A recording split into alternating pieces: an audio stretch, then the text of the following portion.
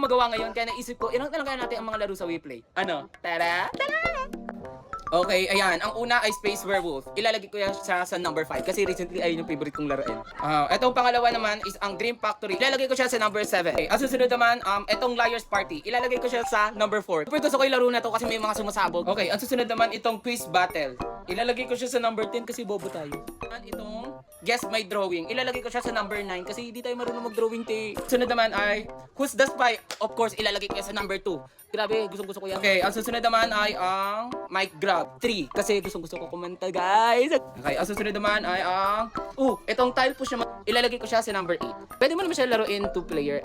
Ang susunod naman ay itong Haunted Night number 6 kasi matatakapin tayo. Okay. At ang number 1 natin ay sakto! Hide and Seek! Gusto ko yung Hide and Seek kasi nagtatransform siya into something. Dahil number 1 natin si Hide and Seek, lalaruin natin siya. Napakadali nga lang laruin itong Hide and Seek. Magpapalit ka na ng iba't ibang anyo, na iba't ibang gamit. At sobrang intense din ito kung nakikita nyo naman sa video, di ba? Kung gusto mo din matry itong lahat na laro ng WePlay, just download WePlay. Available to sa iOS and sa Play Store. Bye!